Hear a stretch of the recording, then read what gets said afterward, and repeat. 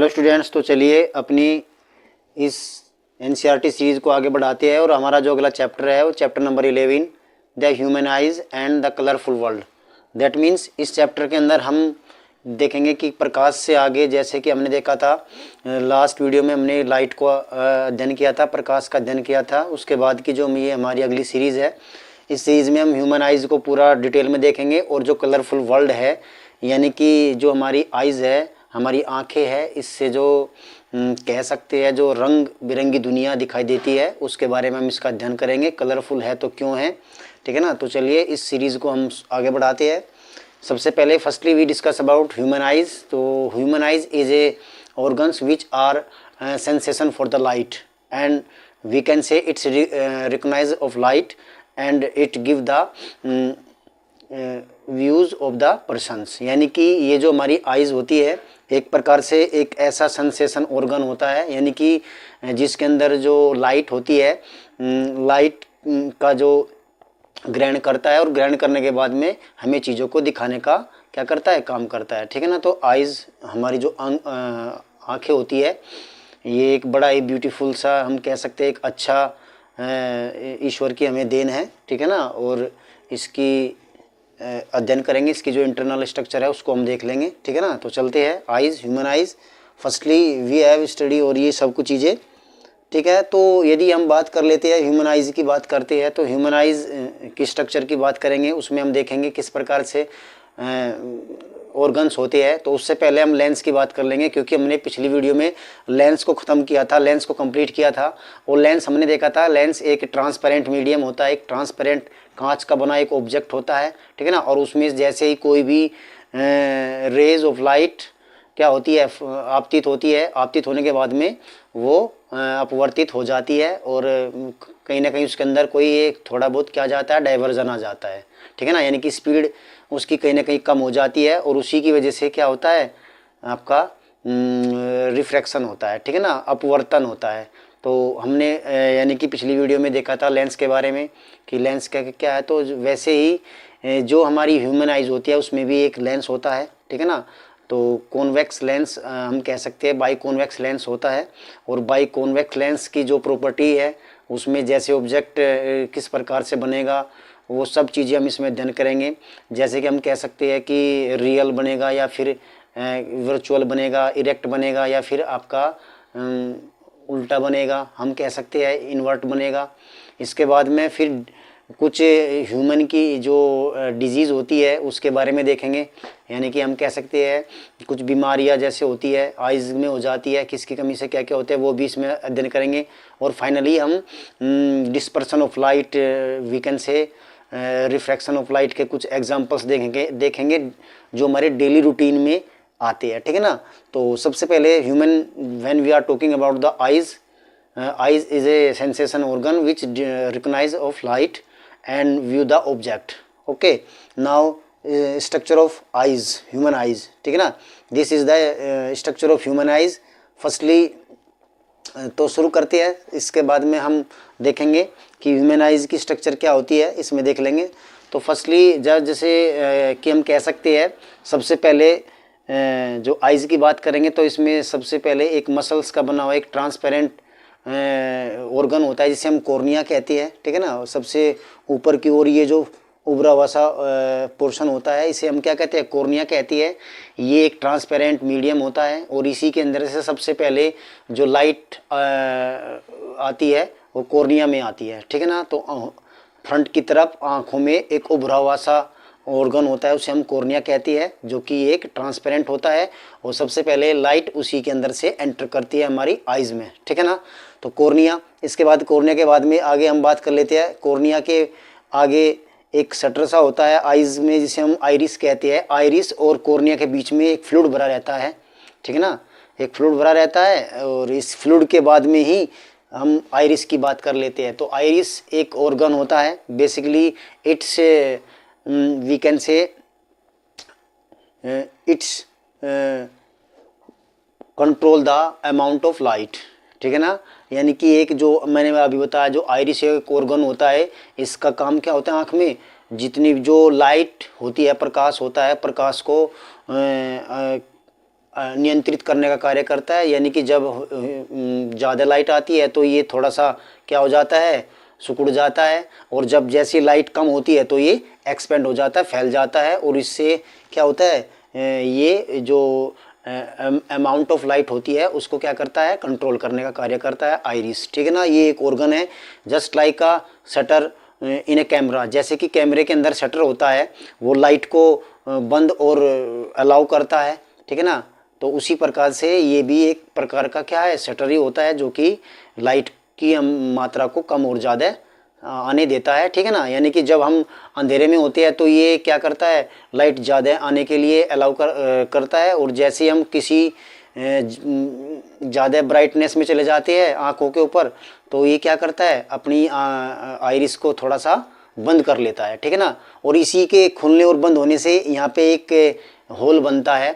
ठीक है ना, यानी कि आइरिस के इस हम कह सकते हैं सिकुड़ने से और उसके खुलने से एक पोर बनता है, एक छिद्र बनता है, और उसी छिद्र का नाम क्या है, प्यूपिल उसका नाम होता है। ठीक है ना, प्यूपिल उसका नाम होता है, और यहीं से प्यूपिल के अंदर से आपकी आंखों में जो लाइट होती है वो एंटर कर जाती है। ठीक है ना, तो इसके बाद में यदि मैं आइरिस की बात करूं, बेसिकली इसका एक फंक्शन और होता है आइरिस, जो मैंने अभी बताया, जो हमारा दूसरा ऑर्गन है, तीसरा हम कह सकते हैं दूसरा ऑर्गन है आइरिस। इससे क्या होता है, आंखों का कलर निर्धारित होता है। आपने देखा होगा अलग अलग ह्यूमन की आइज़ का कलर अलग अलग होता है, किसी की ब्राउनी होती है, किसी की वाइट होती है, किसी की कुछ हम कह सकते हैं ब्लू होती है, ब्लैक होती है।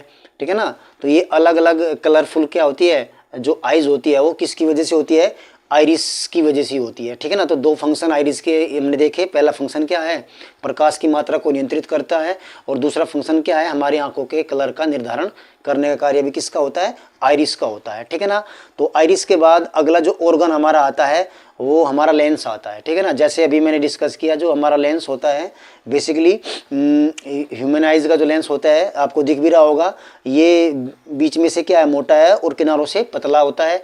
और जो ये पहचान होती है, यानी कि जो बीच में से मोटा और किनारों से पतला हो, उसे हम कॉन्वेक्स या फिर उत्तल लेंस कह देती है। ठीक है ना, और उत्तल लेंस जिन सेल्स से टिका होता है, यानी कि हम कह सकते हैं that cells which are holded of the lens in eyes, that is called ciliary muscles. उसको हम क्या कह देती है, सीलियरी मसल्स कह देती है। ये दो आपको दिखाई दे रही होगी इस डायग्राम में, ये आपका, ठीक है ना, ये दो सीलियरी मसल्स है, आप देख रहे होंगे। तो ये क्या करती है, लेंस को ऐसे ऐसे पकड़े होती है। ठीक है ना, और लेंस को ऐसे होल्ड करके रखती है, और जैसे ही लेंस को की जो फोकस होती है उसको कम और ज़्यादा करने का कार्य भी किसी का होता है, सीलियरी मसल्स का होता है। ठीक है ना, तो अगला ऑर्गन हम कह सकते हैं, जिसको हिंदी में पक्षाम्बी मांसपेशियां कहती है, सीलियरी मसल्स को पक्षाम्बी मांसपेशियां। ठीक है ना, और जो ये पक्षाम्बी मांसपेशियां होती है, अभी मैंने बताया, ये लेंस को, इसका दो फंक्शन होती है। एक तो इसकी जो लेंस की जो फोकल पावर होती है, फोकस पावर होती है, उसको कम और ज़्यादा करने का कार्य करता है, और दूसरा क्या होता है, लेंस को होल्ड करने का कार्य, आंखों में लगाने का, रोकने का कार्य करता है। ठीक है ना, जैसे ही हम एकोमोडेशन ऑफ आइज पढ़ेंगे, यानी कि आंखों में समंजन क्षमता पढ़ेंगे, तब इसका रोल बड़ा ही महत्वपूर्ण होने वाला है सीलियरी मसल्स का, यानी कि पक्षाम्बी मांसपेशियों का। इन्हीं के कारण, इन्हीं के फैलने और सिकुड़ने के कारण हमें दूर की वस्तु भी और पास की वस्तु भी क्या दिखाई देती है, बिल्कुल क्लियर दिखाई देती है। ठीक है ना, तो इसका रोल भी देख लेंगे। तो सीलियरी मसल्स आपने देखा, पक्षाम्बी मांसपेशियां देखा। ठीक है ना, इसका काम क्या होता है, हम कह सकते हैं लेंस को रोक के रखना, होल्ड करके रखना, पकड़ के रखना। और दूसरा फंक्शन मैंने बताया कि जो लेंस की एकोमोडेशन पावर होती है, समंजन क्षमता, उसमें भी इसकी एक महत्वपूर्ण होती है, भूमिका होती है, यानी कि इसका फैलने का और सिकुड़ने का कार्य होता है। ठीक है ना, वहीं लेंस की हमने बात ही कर ली, उत्तल लेंस होता है, इसके अंदर कॉन्वेक्स लेंस होता है। ठीक है ना, और जो कि हमारा जो व्यू ऑब्जेक्ट का जो व्यू बनता है इसके अंदर, वो उल्टा बनता है और वास्तविक बनता है। ठीक है ना, लेकिन रेटिना के ऊपर, यानी कि जहाँ पर भी इसका व्यू बनेगा वो उल्टा बनेगा और वास्तविक बनेगा, जैसे कि उत्तल लेंस में बनता है। और वहीं फिर जो ऑप्टिकल नर्व्स होती है, यानी कि हम कह सकते हैं प्रकाश या कोशिकाएं होती है, वे उसको मस्तिष्क पर लेकर जाती है, और मस्तिष्क में जाकर उसका जो व्यू बनता है वो सीधा बनता है। ठीक है ना, लेकिन यदि रेटिना की बात करेंगे, रेटिना के ऊपर जो व्यू बनता है वो उल्टा और वास्तविक बनता है, रियल बनता है। ठीक है ना, तो ये आपका लेंस हो गया। लेंस के बाद में हम बात कर लेते हैं जैसे कि इसके अंदर आगे भी एक फ्लूइड भरा रहता है। जैसे मैंने बताया इसके अंदर दो फ्लूइड भरा रहती है, एक तो आपका विट्रियस ह्यूमर कहते हैं और जो पहले वाला आया था उसको एक्वस ह्यूमर कहते हैं, ठीक है ना। ये आपका क्या करते हैं, ये जो लाइट होती है लाइट को फैलने से यानी कि एक्सपेंड होने से, उनका डिस्पर्सन होने से रोकते हैं और जिससे कि हमारी इमेज क्या बने, बिल्कुल क्लियर बने, उसका ये महत्वपूर्ण रोल अदा करने वाले होते हैं। यानी कि ये दो टाइप के फ्लूइड होते हैं। दो टाइप के फ्लूइड में हमने कौन कौन से देखा, सबसे पहले जो कि हमने देखा कि कोर्निया के बीच में और लेंस के बीच में था, उसको हमने क्या कहा, उसको हमने कहा एक्वस ह्यूमर, ठीक है ना। जलाब जिसे हम कहते हैं, जलाब द्रव्य हिंदी में कह सकते हैं। वहीं जो विट्रियस ह्यूमर होता है उसको हम कचाब कहते हैं। क्या कहते हैं, कचाब हिंदी में कहते हैं, ठीक है ना। और इनका जो बेसिकली फंक्शन होता है, ये जो लिक्विड होता है, ये जो फ्लूइड होता है, ये एक प्रकार से लाइट को क्लियर करते हैं, यानी कि उसको फैलने से रोकते हैं, ठीक है। तो चलिए आगे बढ़ जाते हैं। इसके बाद में कॉर्निया भी हो गया हमारा, और इसके बाद में ये जो ऊपर की ओर एक बॉल होती है कोराई, ये आपकी कोरोइड होती है, यानी कि एक हार्ड मसल्स की बनी होती है जो कि आइज को एक शेप देने का कार्य करती है। इसके में जो टिश्यू होती है इसके बड़े हार्ड टिश्यू होते हैं, ठीक है ना। और आँख को क्या करती है, एक प्रकार से गोल बनाए रखने का कार्य करती है, ठीक है ना। तो ये आपकी ये जो गोल गोल दिखाई दे रही होगी ये कोरोइड होता है, ठीक है ना। वहीं बैक साइड में ये एक महत्वपूर्ण स्ट्रक्चर आपको यहाँ पे दिख रही होगी, ये रेटिना जिसे हम कहते हैं, यानी कि दृष्टिपटल हम जिसे कहते हैं। रेटिना एक महत्वपूर्ण ऑर्गन होता है आइज का, क्योंकि जो हमारी हम कह सकते हैं लेंस होता है, इस लेंस का जो इमेज का फॉर्मेशन होता है वो कहाँ होता है, रेटिना के ऊपर ही होता है। यानी कि हमारी आँख में जो कह सकते हैं जो व्यू बनता है, जो इमेज बनती है, यानी कि वस्तु का जो प्रतिबिंब बनता है वो दृष्टिपटल पर ही बनता है, यानी कि रेटिना के ऊपर बनता है। वहीं रेटिना की हम बात करें, रेटिना के ऊपर एक येलो स्पॉट पाया जाता है। येलो स्पॉट कहाँ होता है, basically it's found in the centre of the retina. Retina के बिल्कुल बीच में एक येलो स्पॉट होता है, that spot is very crucial for the human eyes, because if your views your lens are focused on the yellow spots, image will be very clearly and sharply। यानी कि हम कह सकते हैं यदि आपकी आँख का जो लेंस होता है वो येलो स्पॉट के ऊपर फोकस करता है तो उससे उस व्यक्ति की आँख का जो देखने का व्यू होगा वो सबसे स्पष्ट होगा, क्लियर होगा, साफ होगा, यानी कि वो ह्यूमनाइज क्या होगी, बिल्कुल स्वस्थ होगी, हेल्दी होगी। तो येलो स्पॉट इसमें होता है। येलो स्पॉट के बाद में यदि हम यहाँ बात करते हैं, यहाँ पे एक और ऑर्गन होता है जिसे हम क्या कहते हैं, अंधबिंदु कहते हैं, ब्लाइंड स्पॉट कहती है।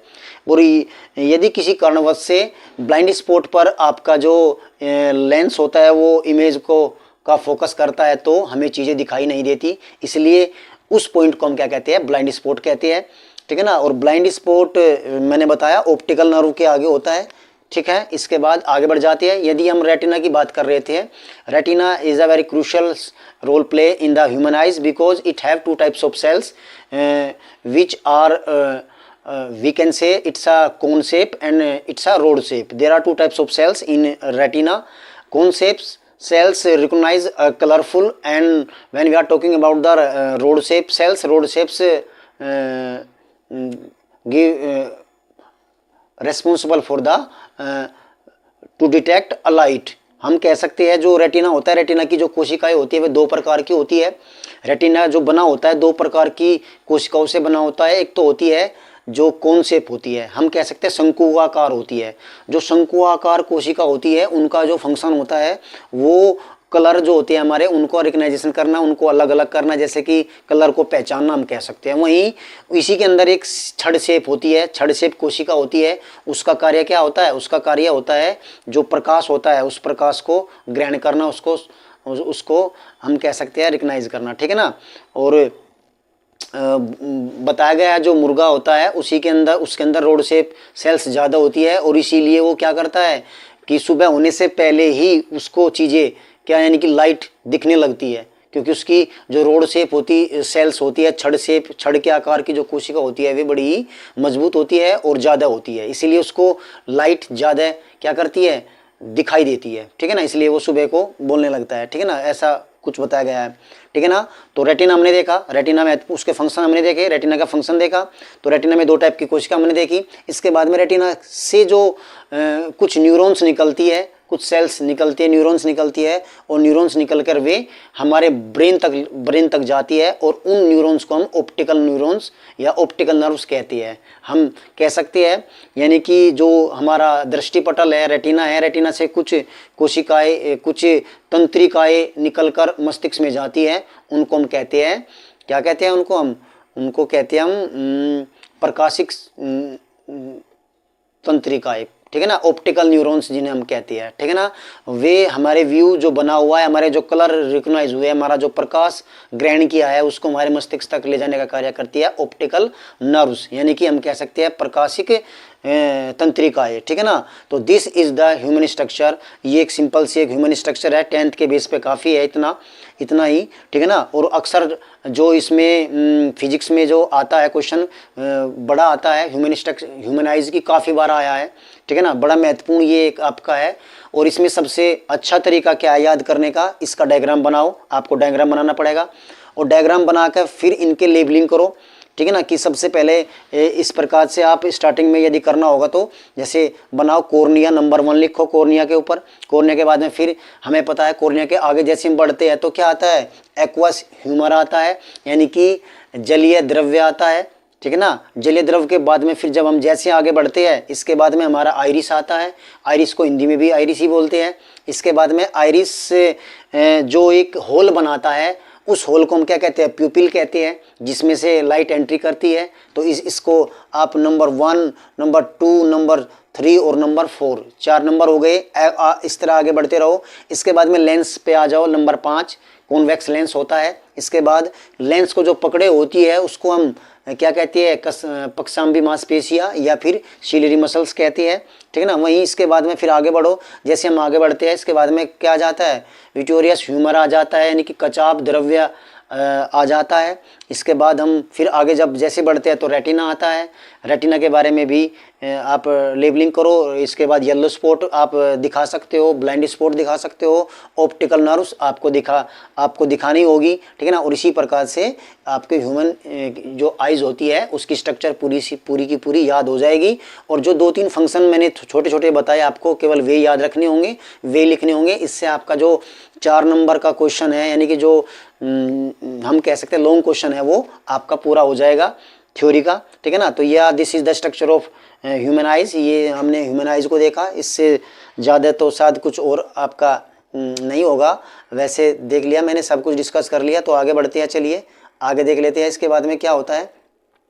नाउ जैसे कि मैंने अभी डिस्कस किया था, power of the accommodation, human eyes में एक कैपेबिलिटी होती है, ईश्वर ने हमें एक ऐसी शक्ति दी है। यदि हमें दूर की चीज़ें देखनी हो तो हम टेलीस्कोप लेकर आते हैं। यदि हमें छोटी चीज़ें, पास वाली चीज़ें देखनी होती है, बहुत पास वाली चीज़ें देखनी होती है, तो हमें माइक्रोस्कोप लाना पड़ता है। हम कह सकते हैं दूर के लिए अलग इंस्ट्रूमेंट है, पास के लिए अलग इंस्ट्रूमेंट है। बट ह्यूमन आइज को ऐसे सेट किया गया है कि इसमें दूर और पास का एक साथ में भी हम एक साथ देख सकते हैं बिना किसी स्विच किए, ठीक है ना। यदि मुझे पास की देखनी है तो मैं पास की भी देख सकता हूँ, और यदि मुझे इन्फिनिटिव की चीज़ें देखनी है तो भी वो भी मैं आसानी से देख सकता हूँ। और यही हम कह सकते हैं, इसे हम एकोमोडेशन ऑफ कह सकते हैं, पावर ऑफ एकोमोडेशन, यानी कि आँख की समंजन क्षमता, ठीक है। तो जैसी डेफिनेशन भी हो गई समंजन क्षमता की, कि the eyes lens composed of A fibres jelly like material, यानी कि जो लेंस होता है वो एक प्रकार का जेली लाइक मटेरियल का बना होता है, क्रिस्टलीय स्ट्रक्चर होती है। It is the curve can be modified the some, ठीक है ना। Eye lens can be change in the focal length, और ये अपनी क्या करता है, फोकल लेंथ को चेंज कर सकता है। The change in the curvature of the eyes lens can to change the focal length, यानी कि जो इसकी मोटाई होती है लेंस की, ये जो सिलियरी मसल्स द्वारा लेंस की मोटाई कम और ज़्यादा हो सकती है, और उसी मोटाई की वजह से इसकी जो फोकल लेंथ होती है वो कम हो जाती है और अधिक हो जाती है। यदि मुझे दूर का देखना है तो मैं इसकी कर्वेचर को कम कर दूंगा, इसकी मोटाई को कम कर दूंगा, ठीक है ना। उससे क्या होगा, मेरी मांसपेशियाँ रिलैक्स हो जाएगी, जो पक्षाम्बी मांसपेशियाँ है वे क्या हो जाएगी, रिलैक्स हो जाती है। वहीं जब जैसे मुझे पास का देखना होता है तो मेरी जो पक्षांबी मांसपेशी है, सिलरी मसल्स है, वे सिकुड़ जाती है, उन पे थोड़ा स्ट्रेच आ जाता है, और जैसी वो स्ट्रेच होती है हमारा जो लेंस की जो हम कह सकते हैं कर्वेचर होती है वो थोड़ी मोटी हो जाती है, और जिससे कि फोकल लेंथ कम हो जाती है और मैं पास की चीज़ों को भी आसानी से देख सकता हूँ, ठीक है ना। तो वही आपका यदि मैं परिभाषा की बात करूं कि समंजन क्षमता किसे कहती है, बेसिकली समंजन क्षमता हमारी आँख का जो लेंस होता है उसमें अपनी वक्रता को कम और ज़्यादा करने की क्या होती है, कैपेबिलिटी होती है, जिसकी वजह से उसकी जो फोकल लेंथ होती है वो कम और ज़्यादा हो जाती है, ठीक है ना। यदि मुझे दूर की वस्तु देखनी है, ठीक है ना, तो मेरी जो लेंस की मोटाई है वो कम हो जाएगी, और जैसी लेंस की मोटाई कम हुई वो फोकल लेंथ बढ़ जाती है, फोकस दूरी बढ़ जाती है, जिससे कि मैं इन्फिनिटी पर रखे ऑब्जेक्ट को भी आसानी से देख पाता हूँ। वहीं जैसे मुझे पास की चीज़ों को देखना है तो थोड़ा सा सिलरी मसल्स सिकुड़ती है, उसकी वजह से जो मोटाई होती है लेंस की वक्रता होती है वो बढ़ती है, और जैसी मोटाई बढ़ती है तो फोकल लेंथ कम हो जाती है, तो इसकी वजह से यानी कि हम कह सकते हैं फोकल लेंथ का कम होना और बढ़ना ऑटोमेटिकली, और इसकी वजह से चीज़ों का, दूर की वस्तु का और पास की वस्तु का साफ क्लियर से दिखना हमें कह सकते हैं समंजन क्षमता। इसको हम कहते हैं समंजन क्षमता, ठीक है ना, पावर ऑफ एकोमोडेशन, ठीक है। तो चलिए एबिलिटी टू सी द, ये सारी चीज़ें इसमें दी गई है जो मैंने आपको बताया।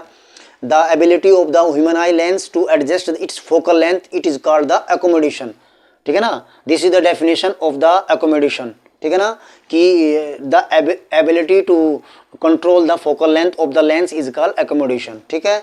और ये सारी चीज़ें ये सब बता दी मैंने किस प्रकार। However the focal length of the eyes lens can not be decrease below the certain minimum limit, इसकी एक लिमिट होती है। जैसे यदि इसका जो नियरेस्ट पॉइंट होता है वो 25 सेंटीमीटर होता है, यानी कि जो निकट बिंदु होता है वो 25 सेंटीमीटर का होता है, और जो हम फार पॉइंट की बात कर लेते हैं तो वो इन्फिनिटी होता है, ठीक है।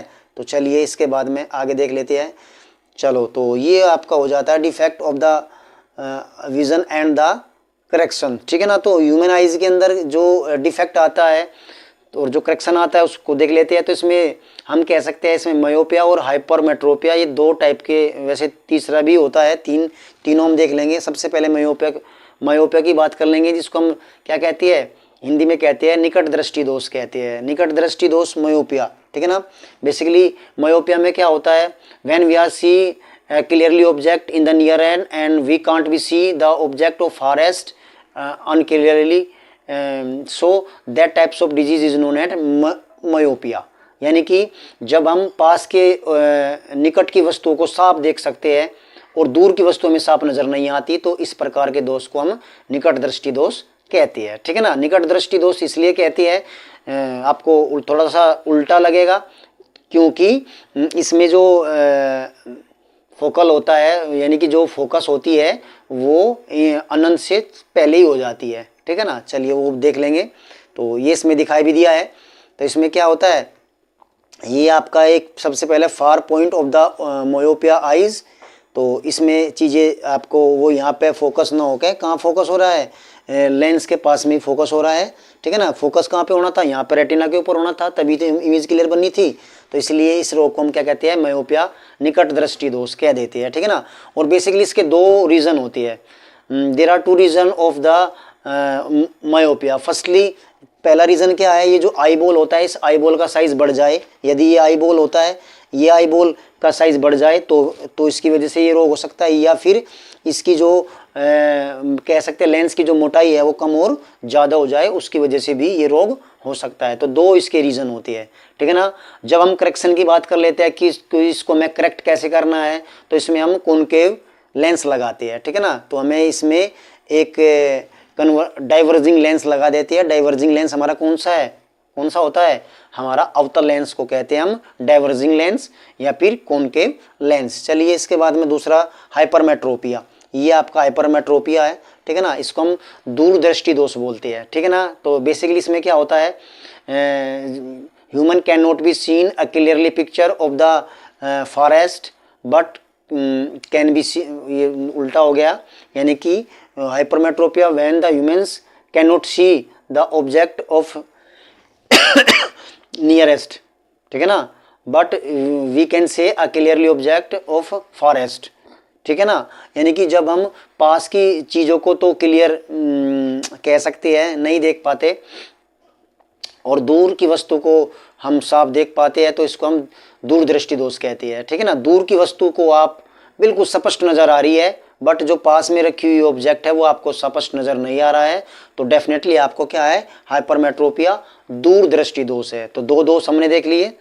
सबसे पहला क्या था, निकट दृष्टि दोष था, निकट की वस्तु क्लियर नहीं थी। दूरदृष्टि दोष, दूर की वस्तु क्लियर नहीं है, ठीक है ना। तो इसके भी दो ही रीज़न हो सकते हैं।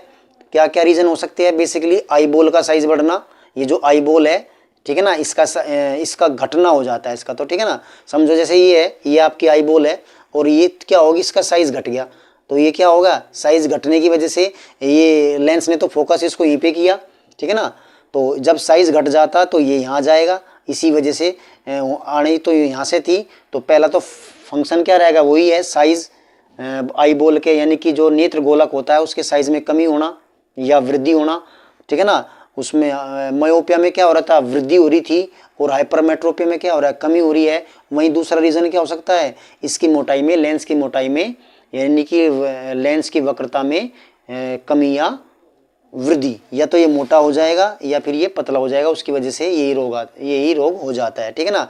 जब हम करेक्शन की बात करेंगे तो बेसिकली इसके लिए हम कॉन्वेक्स लेंस का यूज़ करेंगे, यानी कि डाइवर्जिंग लेंस, जो कि जितनी भी हमारी हम कह सकते हैं रेज आती है, लाइट आती है, उनको सबको एक जगह कन्वर्ज कर देता है, और वो कन्वर्ज करने का काम किसका होता है, हम कह सकते हैं कॉन्वेक्स लेंस का, उत्तल लेंस का काम होता है, ठीक है ना। इसके बाद में प्रसोपिया, ये आपका जरा दृष्टि दोष होता है। इसमें दोनों टाइप के रोग हो जाते हैं। Human can not be scene on the forest object and the nearest object, ठीक है ना तो दूर का देख पाता ना पास का देख पाता। बेसिकली ये जब व्यक्ति की उम्र बढ़ जाती है उसमें तब ये रोग आता है। इसमें दोनों रोग आ जाते हैं, दूर की वस्तु भी खराब हो जाती है और पास की भी खराब हो जाती है, यानी कि हम कह सकते हैं जरा दृष्टि दोष इसे हम हिंदी में कहते हैं, और इसको डबल लेंस लगाना पड़ता है, ठीक है ना। इसमें हमें कॉन्वेक्स और कोन के दोनों लेंस का इस्तेमाल करना पड़ता है, ठीक है ना। तो ये हमारे कुछ रोग हो गए। इसके बाद में थिंक इट्स ओवर, ये आइज़ के बारे में बताया गया कि आइज़ कितनी महत्वपूर्ण है हमारे लिए, ठीक है ना। You talk on the world without your seen eyes, ठीक है ना, देख नहीं सकते सब कुछ चीज़ें, पढ़ आप इसको पढ़ लेना, ठीक है ना। और I must be removed with in 4 to 6 hours after the death, inform the nearest I banks immediately. इसमें कहा है कि यानी कि 4 से 6 घंटे तक जो आँख होती है उसको डोनेट किया जा सकता है, ठीक है ना। नाउ अब बात कर लेंगे कलरफुल वर्ल्ड की, ठीक है ना। जैसे कि ह्यूमन आइज कंप्लीट हो चुकी है, अब बात करेंगे जो लाइट का जो कलरफुल वर्ल्ड है उसके बाद में बात करेंगे। बेसिकली जो प्रिज्म होता है, प्रिज्म एक प्रकार का हम कह सकते हैं एक कांच का बना हुआ एक दो सरफेस जो कि एक एंगल पे झुकी होती है, उसको हम क्या कहते हैं, प्रिज्म कहते हैं। और प्रिज्म के अंदर से जैसे ही हम वाइट लाइट को निकालते हैं तो वो क्या करती है, अलग अलग कलर्स में क्या हो जाती है, टूट जाती है, ठीक है ना। तो प्रिज्म हमने देखा क्या होता है, ट्रायंगल ये होता है, ठीक है ना। इसमें हम कह सकते हैं, चलिए देखेंगे इसके बाद में क्या क्या होता है। ये हमारी इंसिडेंट यानी कि पी क्या है, हमारी इंसिडेंट रे है। ई एफ क्या है, रिफ्रैक्टेड रेज है। और एफ एस इमरजेंट रेज। और वहीं angle A angle of the prism, ये ठीक है ना। एक सरफेस यह होगी और एक सरफेस यह होगी, ठीक है ना। तो ये दो सरफेस आपस में झुकी हुई है और ये एक ए एंगल बनाए हुए है, और इस स्ट्रक्चर को हम क्या कहते हैं, प्रिज्म कहते हैं। बेसिकली जैसे ही कोई भी इंसिडेंट रेज आती है और इस पे टकराती है, इंसिडेंट पॉइंट पे टकराती है, तो टकराने के बाद में उसका क्या होता है, रिफ्रैक्शन होता है, अपवर्तन होता है। और अपवर्तन होने के बाद में जो हमारा श्वेत प्रकाश होता है, श्वेत प्रकाश में 7 अलग अलग कलर होते हैं और उन कलर की स्पीड भी अलग अलग होती है, ठीक है ना। तो उसी अकॉर्डिंग वो आती है और टकरा कर बैंड हो जाती है, जो बेस होता है किसका, प्रिज्म का। और इस चीज़ों को हम देख लेंगे यहाँ पे, ये स्ट्रक्चर हमने देख ली। इसके बाद में चलिए तो शुरू करते हैं। Dispersion of white light by a glass, ठीक है ना। तो इस प्रकार से हमने देखा किस प्रकार से एक जो प्रिज्म होता है ग्लास, वो किस प्रकार से डिस्पर्सन करता है, वर्ण विक्षेपण करता है, ठीक है ना। Dispersion of white light by a glass prism, ठीक है ना। प्रकाश की किरण का वर्ण विक्षेपण, ठीक है ना, वर्णों में टूट जाना, ठीक है ना। तो इसमें क्या होता है basically, when the light pass through a prism it split into 7 different colors and give a spectrum of the 7 color which are all called Vibgyor, ठीक है ना। और this phenomena is known as dispersion of light, ठीक है। यानी कि सूर्य के प्रकाश की किरण का किसी प्रिज्म से गुजारने पर वो क्या हो जाते हैं, अलग अलग रंगों में टूट जाता है और उससे हमें एक वर्णों का स्पेक्ट्रम प्राप्त होता है, वर्णक्रम प्राप्त होता है, जिसे हम क्या कहते हैं, विबग्योर कहते हैं, ठीक है। तो इस घटना को हम प्रकाश का वर्ण विक्षेपण कह देते हैं, ठीक है ना। तो चलिए बेसिकली ये चीज़ें आपको इसमें अच्छे से दिख भी रहा होगा। बेसिकली दिस इज, तो ये आपका विबग्योर है। सबसे पहले आपका कौन सा आता है, वायलेट आता है, इसके बाद इंडिगो आता है, ब्लू आता है, ब्लू के बाद फिर आपका ग्रीन आता है, येलो आता है, ऑरेंज आता है और फाइनली आपका रेड आता है, ठीक है ना। दिस इज द, तो ये सीक्वेंस आपको याद रखना है, विबग्योर, ठीक है ना। सबसे पहले violet, indigo, blue, green, yellow, orange और रेड सबसे ज़्यादा है। अब बेसिकली इसमें चीज़ें दी गई है कि why is the sunlights are splitting into 7 different colour, यानी कि 7 रंगों में वर्ण विक्षेपण क्यों होता है। तो बेसिकली इस क्यों का एक कारण है कि जो हमारा सूर्य का प्रकाश है जो 7 रंगों से मिलकर बना है, आइजैक न्यूटन ने इसको बताया था, ठीक है ना। उसने प्रूव किया था कि 7 रंगों से मिलकर बना होता है और जो 7 कलर होते हैं उनकी स्पीड डिफरेंट मीडियम में डिफरेंट होती है। यानी कि यदि हम एक कांच से उनको गुजारते हैं तो उनमें जितने भी हम कह सकते हैं उनकी जो स्पीड होती है अलग अलग होती है, वेवलेंथ अलग अलग होती है और उसी वजह से इनका जो कह सकते हैं रिफ्रैक्शन होता है वो भी अलग अलग होता है। रेड कलर का सबसे कम होता है और वायलेट कलर का सबसे ज़्यादा होता है, ठीक है ना। तो स्पीड ऑफ लाइट होगा, ये इसका आपका क्या है, इसका फंक्शन है। वहीं मैंने जैसे बताया, Isaac Newton was the first to use glass prism to obtain the spectrum of sunlight, यानी कि इससे पहले माना जाता था कि कहीं ना कहीं ये जो 7 कलर आते हैं ये प्रिज्म में से आते हैं, प्रिज्म की क्वालिटी है ये, बट ये क्वालिटी क्या है, ये हमारी सनलाइट की है, उसी के अंदर 7 कलर है। तो उसने प्रूव करके दिखाया, पहले एक प्रिज्म लिया, उसके साइड में दूसरा इन्वर्ट करके दूसरा प्रिज्म रख दिया और उसने देखा कि सबसे पहले वाइट लाइट आई, ये 7 डिफरेंट स्पेक्ट्रम में टूट गई। वहीं जैसी इसके लिए ये क्या हुआ, एक सरफेस हुई और ये दोबारा से इन्वर्ट होकर वो वाइट लाइट में दोबारा से कन्वर्ट हो गई। और इससे प्रूव होता है कि जो सनलाइट होती है वो 7 कलर से मिलकर बनी होती है, ठीक है ना। तो ये प्रूव करके दिखाया था आइजैक न्यूटन द्वारा, ठीक है ना। चलिए देख लेंगे इसके बाद में। इसी का जो एग्जाम्पल है आपका रेनबो, ठीक है ना। यदि हम बात कर लेते हैं, रेनबो की बात कर लेते हैं कि एक नेचुरल फिनोमिना होता है जिसके अंदर इंद्रधनुष बनता है। और इंद्रधनुष कब बनता है, जैसी बारिश के बाद में सन निकलता है, सूरज निकलता है, तो उसके सूरज के अपोजिट साइड में एक क्या बनता है, इंद्रधनुष। हम सभी ने देखा होगा, बड़ा सुंदर लगता है। और उसमें क्या होती है बेसिकली, जो बारिश की जो छोटी छोटी बूंदें हमारे एनवायरनमेंट में होती है उस टाइम पे, छोटी छोटी हम कह सकते हैं ह्यूमिडिटी होती है, छोटे छोटे पार्टिकल्स होते हैं पानी के, वो एक प्रकार से किसका काम करते हैं, प्रिज्म का काम करते हैं, ठीक है ना। और उन्हीं में से निकलकर 7 कलर में अलग अलग हमारा इंद्रधनुष बनता है। सेम थिंग यहीं पे लगती है, आपका डिस्पर्सन ऑफ लाइट होता है। तो वहाँ पे प्रिज्म का कार्य क्या कर रही है, जो बारिश की जो बूंदें होती है, छोटी छोटी जो बूंदें हैं पानी की, वे प्रिज्म का काम कर रही है और उन्हीं में से गुजरकर जो लाइट है वो 7 डिफरेंट कलर में आकाश में दिखाई देती है और उसी से क्या बनता है, स्पेक्ट्रम बनता है। चलिए, तो ये चीज़ें दिखाई, ये सनलाइट है, ये रेन ड्रॉप है। तो जैसे इसमें यह पड़ी, इसका डिस्पर्सन हुआ और यहीं पे इस पर डिस्पर्सन होता रहता है, रिफ्रैक्शन होता है और यहीं पे इसका इंटरनल रिफ्रैक्शन भी होता है, ठीक है। तो ये चीज़ें मैंने बताई। इसके बाद में एटमॉस्फेरिक रिफ्रैक्शन, यानी कि जो वायुमंडल होता है, वायुमंडल में अपवर्तन की वजह से कुछ घटनाएं मैंने बताई थी शुरुआत में कि जो हमारा वायुमंडल होता है, वायुमंडल में कुछ घटनाएं होती है अपवर्तन की वजह से, उनको हम देखेंगे किस प्रकार से क्या क्या घटनाएं होती है।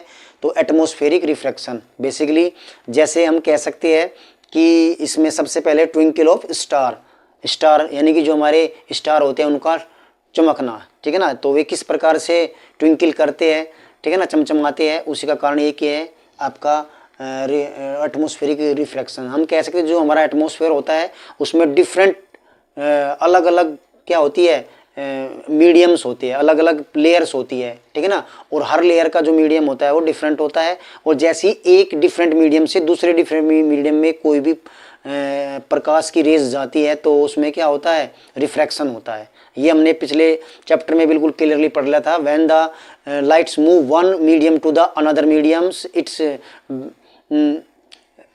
रिफ्रैक्ट, वो क्या करेगा उसके अंदर रिफ्रैक्शन होगा, या तो वो अभिलंब की ओर बेंड करेगी या अभिलंब से दूर हट जाएगी, ठीक है ना। और इसी प्रकार से जैसे हमने कह दिया हमारे एटमॉस्फेयर में ढेर सारी क्या है 5 प्रकार की तो हम जानते हैं और 7th क्लास में पढ़ा भी था हमने। ट्रोपोस्फेयर, स्ट्रेटोस्फेयर, मीजोस्फेयर, आइनोस्फेयर, ठीक है ना, एक्सोस्फेयर, ये तो बेसिकली है ही है। लेकिन इनके अलावा भी अनेक प्रकार की लेयर्स हमारे एटमॉस्फेयर में होती है और डिफरेंट लेयर में से डिफरेंट लेयर का जो मीडियम होता है सघन, डेंस मीडियम, रेयर मीडियम, वो अलग अलग होता है। तो जैसे ही स्टार से चलने वाला प्रकाश कभी रेयर मीडियम में जाएगा तो कभी डेंस मीडियम में जाएगा, कभी लेफ्ट मुड़ेगा, कभी राइट मुड़ेगा, कभी लेफ्ट राइट, इसी प्रकार से हमें स्टार ट्विंकल करते नज़र आते हैं, चमकते हुए नज़र आते हैं। तो ये इसका भी एक फंक्शन होता है। इसके बाद में इसका एक फंक्शन क्या है ट्विंकलिंग ऑफ स्टार, ये तो यही है। और इसी का एक एटमॉस्फेरिक रिफ्रैक्शन की वजह से ही एक्चुअल की जो पोजीशन होती है स्टार की वो हमें कम दिखाई देती है, ठीक है ना, उसकी हमें पास नज़र आते हैं जबकि वे रियली में बड़े दूर होते हैं, ठीक है ना। तो इसका कारण क्या है, इसका कारण भी रिफ्रैक्शन ऑफ एटमॉस्फेरिक है, ठीक है ना। इसके बाद में advance sunrise and the delay of sunset, ये भी इसका एक कारण है। हम कह सकते हैं कि सूर्यास्त और सूर्योदय के समय 2 मिनट पहले सूर्य हमें दिखना शुरू हो जाता है, वहीं छिपते समय 2 मिनट बाद भी हमें सूर्य दिखाई देता है। तो वो किसकी वजह से, रिफ्रैक्शन की वजह से ही दिखाई देता है। क्योंकि ये व्यक्ति यहाँ पर खड़ा हुआ है, ठीक है ना, ये आपका होरिजन है, होरिजन कहती है बिल्कुल इसकी सीध वाला जो पोर्शन है।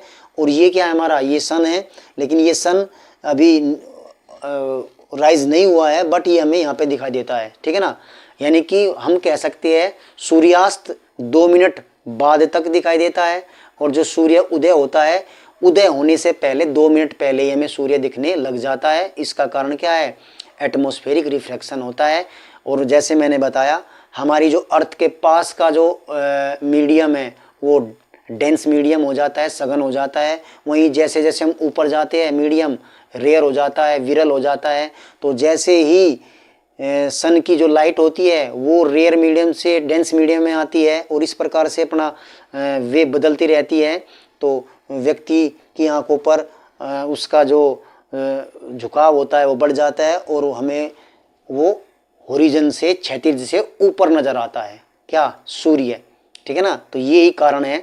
इसी प्रकार से सनसेट का भी है, जैसे डूबता है तो इसका बिल्कुल रिवर्स हो जाता है और हमें 2 मिनट बाद तक यानी कि होरिजन से नीचे जाने के बाद भी हमें सूर्य दिखाई देता है। तो इसका कारण क्या है, एटमॉस्फेरिक रिफ्रैक्शन है। ये दो हमने देखा, advance sunrise and delay sunset, आप इसको पढ़ सकते हो। इसके बाद में नेक्स्ट फिनोमेना हमारा आता है scattering of light, scattering of light, ठीक है ना। अब स्कैटरिंग ऑफ लाइट की वजह से क्या होता है, आकाश का रंग नीला दिखाई देता है।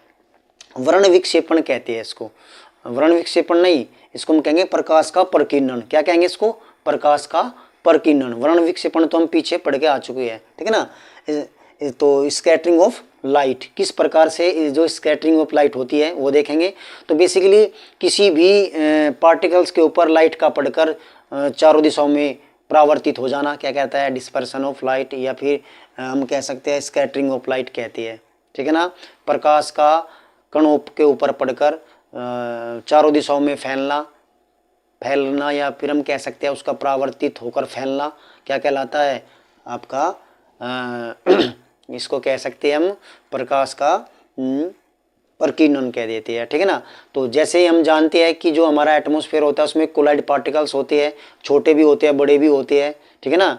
और जो छोटे पार्टिकल्स होते हैं उनकी जो हम कह सकते हैं उनकी डिस्पर्शन ऑफ लाइट की पावर ज़्यादा होती है, और जो बड़े पार्टिकल्स होते हैं उनकी थोड़ी सी क्या होती है, कम होती है।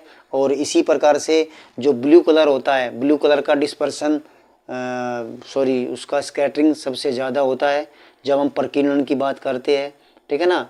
तो जो छोटे पार्टिकल्स होते हैं वे प्रकीर्णन ज़्यादा करते हैं compare to the big particles. हमारे एटमॉस्फेयर में हमें पता है बहुत सारे पार्टिकल्स होते हैं, छोटे पार्टिकल्स है, कोलाइड पार्टिकल्स है, वे सस्पेंडेड होते हैं, पड़े रहते हैं। They are not dissolve in properly in atmosphere but they are suspended isolated freely. They are small size and large size. जो लार्ज साइज के पार्टिकल्स होते हैं वे क्या करते हैं, वे थोड़ा सा प्रकाश का प्रकीर्णन कम करते हैं, वहीं जो छोटे छोटे पार्टिकल्स होते हैं उनमें प्रकाश का प्रकीर्णन ज़्यादा होता है, ठीक है ना। तो जैसे यदि हम बात करते हैं जो रेड कलर होता है उसका ब्लू के कंपैरिजन में दुगना क्या ब्लू प्रकीर्णन की पावर होती है, ठीक है ना। और इसीलिए जो ब्लू कलर होता है वो ज़्यादा प्रकीर्णन होता है उसका, ठीक है ना। तो ज़्यादा प्रकीर्णन यदि होगा तो हमें जो आकाश होता है वो आकाश का कलर कैसा दिखाई देगा, नीला दिखाई देता है। इसी का कारण यही है, ठीक है ना। स्कैटरिंग ऑफ लाइट का सबसे मेन एग्जांपल क्या है, आकाश का नीला दिखाई देना, ठीक है ना। चलिए, तो ये चीज़ इसमें दिखाई दी गई है। टिंडल इफेक्ट क्या होता है, बेसिकली टिंडल इफेक्ट हम कह सकते हैं जब हम किसी अंधेरे कमरे में बैठे हुए होते हैं और कहीं से एक छोटी सी होल में से लाइट आ जाती है तो उसमें हमें the way of lights are clearly seen, हमें उसका रास्ता, उस प्रकाश का रास्ता बिल्कुल साफ दिखाई देता है। तो उसे हम क्या कहते हैं, हम कह सकते हैं सूर्य की प्रकाश की किरणों के का जो रास्ता हमें यदि क्लियर दिखाई देता है वो हमारा क्या है, टिंडल इफेक्ट होता है, ठीक है।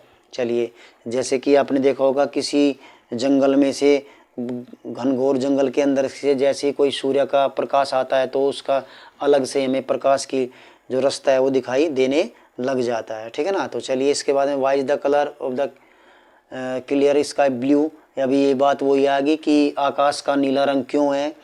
The molecule of the air and other fine particles in the atmosphere have size smaller than the wavelength of visual light, यानी कि उनका जो साइज होता है वो डिपेंड करता है। These are more effective in the scattering light of shorter wavelength at the blue end of the light of longer wavelength of the red, यानी कि जो वेवलेंथ होती है रेड कलर की वो ज़्यादा होती है और ब्लू कलर की वेवलेंथ क्या होती है, कम होती है। और अभी मैंने बताया कि जो प्रकीर्णन होता है वो ब्लू कलर का ज़्यादा होता है, ठीक है ना, और जो रेड कलर होता है उसका प्रकीर्णन कम होता है, ठीक है ना। तो इसके वेवलेंथ पे भी डिपेंड करेगा, यानी कि जितने कम छोटे साइज़ के पार्टिकल होंगे वे ज़्यादा हम कह सकते हैं प्रकीर्णन करेंगे, और जो बड़े पार्टिकल होंगे वे कम प्रकीर्णन करेंगे, ठीक है ना। तो इसमें ये महत्वपूर्ण चीज़ है, अक्सर एक नंबर में आ जाती है MCQ में कि वेवलेंथ किसकी ज़्यादा अधिक होती है, रेड कलर की वेवलेंथ अधिक होती है, वहीं ब्लू कलर की वेवलेंथ कम होती है। चलिए, the red light has wavelength about 118 times greater than the blue light, यानी कि लगभग दुगुना होती है वेवलेंथ रेड कलर की ब्लू कलर के मुकाबले क्या होती है, रेड कलर की दुगुनी होती है, 1.8 होती है। हम कह सकते हैं red colour is the more wavelength compare to the blue colour, 1.8 होती है, ठीक है ना। चलिए, तो thus when sunlight pass through the atmospheric the fine particles in the air scatter the blue color, यानी कि जो छोटे पार्टिकल्स होते हैं वे लाइट को स्कैटर्ड कर देते हैं, चारों तरफ फैला देते हैं, ठीक है ना। चलिए, मोर स्ट्रोंगली देन रेड कलर, ये मैंने चीज़ें आपको डिस्कस कर दी, ठीक है ना। Now colour of the sun at the sunrise and sunset, यानी कि जैसे ही सन उगता है और सन डूबता है उस समय केवल रेड कलर का दिखाई देता है, क्यों, वो नारंगी दिखाई देता है, क्यों, इसका कारण क्या है, ठीक है ना। तो बेसिकली इसके दो कारण हैं। सबसे पहला तो अभी हमने देखा, सबसे पहला तो कारण यही होता है कि वेवलेंथ जो होती है वो ज़्यादा होती है रेड कलर की। दूसरा फंक्शन क्या होता है कि जब होरिजिन पे सन होता है, यानी कि क्षैतिज पे सन होता है, यहाँ पे हम कह सकते हैं ये क्षैतिज है, ये क्षैतिज है, ये यदि यहाँ पे और यहाँ पे जब क्षैतिज पे आपका जो सन होगा उसको ज़्यादा दूरी तय करनी पड़ती है, ठीक है ना, कंपेयर टू द आफ्टरनून। यानी कि जैसे ये नून पे सन यहाँ होता है तो यहाँ के और यहाँ के बीच की जो डिस्टेंस होती है वो कम होती है, लेकिन जैसे ही वो ओरिजिन पर आता है यहाँ से यहाँ तक की जो डिस्टेंस होती है वो ज़्यादा होती है, ठीक है ना। तो दो फंक्शन होते हैं, दो चीज़ों से सुबह उगता सूरज और डूबता सूरज लाल कलर का दिखाई देता है। दो कारण मैंने बताए, यानी कि दोपहर के समय और शाम के समय। दोपहर के समय में दूरी कम होती है पृथ्वी के और सन के बीच में, वहीं शाम के समय और सुबह के समय पृथ्वी की और सन के बीच की दूरी अधिक होती है। यानी कि सॉरी, रेड कलर को, जितने भी कलर होते हैं 7 कलर होते हैं, सभी को लॉन्ग डिस्टेंस ट्रेवल करनी पड़ती है, ठीक है ना, लंबी दूरी तय करनी पड़ती है। और लंबी दूरी में जिसकी सबसे ज़्यादा वेवलेंथ होती है वो सबसे पहले हमारी आंखों पर आता है। और हमने बताया सबसे ज़्यादा वेवलेंथ किसकी होती है, रेड कलर की होती है। और सबसे पहले हमारी आंखों पर यदि कोई सा रंग आके पड़ता है तो वो रेड कलर आता है। और इसी वजह से रेड कलर खतरे का भी सिंबल बनाया गया है, क्योंकि इसका स्कैटरिंग सबसे कम होता है और स्कैटरिंग वेवलेंथ इसकी सबसे ज़्यादा होती है। और ये हमें कम लाइट में भी आसानी से दिखाई दे जाता है, ठीक है। चलिए इसके बाद में तो सॉरी, ये दिखा दे रहा है आपका, ठीक है ना। तो ये जो वही है, ये डिस्टेंस कम है, ये डिस्टेंस ज़्यादा है, ठीक है ना। तो एक तो फैक्टर डिस्टेंस का हो गया, दूसरा फैक्टर हम कह सकते हैं वेवलेंथ का हो गया। रेड कलर की वेवलेंथ सबसे ज़्यादा होती है, ठीक है ना। तो ये हमारा चैप्टर कंप्लीट हो गया, ठीक है ना। तो इस चैप्टर में कुछ MCQ क्वेश्चन है। The human eyes can be focus on the object, तो एकोमोडेशन कहते हैं, यानी कि किस प्रकार से कम दूर की वस्तु और पास की वस्तु भी हमें साफ दिखाई देती है, तो वो एकोमोडेशन होता है, ठीक है ना। तो ये चीज़ें देख लेना आप। The human eyes from the image on the object is, कहाँ बनता है ह्यूमन आइज की इमेज, कहाँ बनेगी, सभी को बताया रेटिना पे बनती है, ठीक है ना। इसके बाद में the least distance distinct vision of a young adult age the normal vision, ठीक है ना, 25 सेंटीमीटर, ठीक है ना। तो ये आपका है इसका। इसके बाद में the change of the focal length on eyes occurs in the action of the ciliary muscles, यानी कि जो आइज की जो फोकल लेंथ होती है उसको कौन चेंज करता है, सीलरी मसल्स यानी कि पक्षाम्बी। तो ये कुछ आपके क्वेश्चन थे, ठीक है ना। तो इस प्रकार से हमने देखा किस प्रकार से हमारा ये जो टॉपिक था, यानी कि human eyes and colourful world, ये हमारा टॉपिक हो गया, ठीक है ना। तो एक एक करके हमने इसको ध्यान से देखा, आपने भी बड़े ध्यान से देखा होगा, ठीक है ना। तो अगली वीडियो में हम आगे का चैप्टर लेके आएंगे। इस वीडियो को यहीं समाप्त करते हैं। थैंक यू वेरी मच, धन्यवाद।